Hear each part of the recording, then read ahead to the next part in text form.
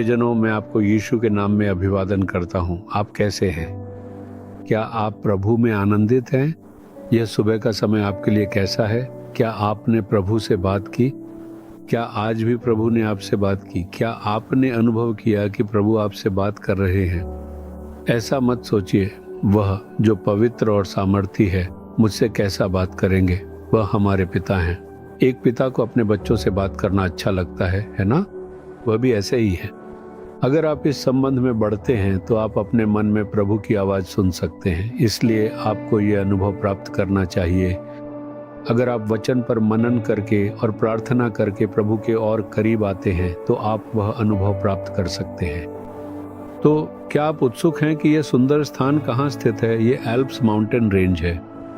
चारों ओर पहाड़ हैं और बीच में एक मैदान है। मैं वहीं खड़ा होकर आपसे बात कर रहा हूँ। आल्प्स पर्वत श्रृंखला का यह हिस्सा ऑस्ट्रिया, यूरोप में स्थित है। क्या आप मेरे पीछे बर्फ से ढके पहाड़ों को देख रहे हैं? इसी कारण यहाँ का मौसम हमेशा ठंडा रहता है। हमारे देश में हम किसी कमरे या हॉल को एयर कंडीशन करते हैं, लेकिन यहाँ प्रभु ने पूरे देश को ही एयर कंडीशन कर दिया है। हर जगह मौसम इतना आनंददायक है। तो क्या आप जानने के लिए उत्सुक हैं कि आज प्रभु आपके लिए कौन सा वचन लेकर आए हैं? 1 कुरिन्थियों अध्याय 14 वचन 20 में, हे भाइयों, तुम समझ में बालक न बनो, बुराई में तो बालक रहो परंतु समझ में सियाने बनो। प्रभु एक सेवक के माध्यम से 2 बातों के बारे में बता रहे हैं। पहली बात, भाइयों, बुराई में तो बालक रहो। दूसरी बात, समझ में सियाने बनो। हमें ऐसा व्यवहार नहीं करना चाहिए जिससे लोग यह सोचने लगें कि हमारे पास समझ की कमी है। जो भी हम करें उसमें सोच समझकर कार्य करने की बुद्धि और सहनशीलता हमारे लिए आवश्यक है। लेकिन किस बात में तुम्हें बालकों जैसा होना चाहिए? बुराई में। छोटे बच्चों को देखो, यहाँ तक कि 2 या 3 साल के शिशुओं को भी। वे कभी कभी गुस्सा या जिद्दी हो सकते हैं, लेकिन वे न तो ईर्ष्या करते हैं, न घमंड करते हैं, न चिढ़ते हैं और न ही मन में द्वेष रखते हैं। यही बच्चों का स्वभाव है। कभी कभी बच्चे कुछ चीजों के लिए जिद कर सकते हैं, लेकिन अगले ही पल वे ठीक हो जाते हैं। वे जिद्दी हो सकते हैं, लेकिन वे न तो ईर्ष्या करते हैं, न चिढ़ते हैं और न ही दूसरों पर गुस्सा होते हैं। ऐसा स्वभाव उनमें नहीं पाया जाता। इसलिए बुराई में बालकों जैसे बनो। कुछ कमियां हो सकती है, ये मंजूर है, लेकिन आपके भीतर ईर्ष्या, द्वेष, झगड़े और चुगली नहीं होनी चाहिए। परमेश्वर चाहते हैं कि आप बालकों जैसे बने। प्रभु से प्रार्थना करें कि वह आपको ऐसा हृदय दे। एक बार यीशु मसीह ने कहा था, यदि तुम न फिरो और बालकों के समान न बनो तो स्वर्ग के राज्य में प्रवेश करने न पाओगे।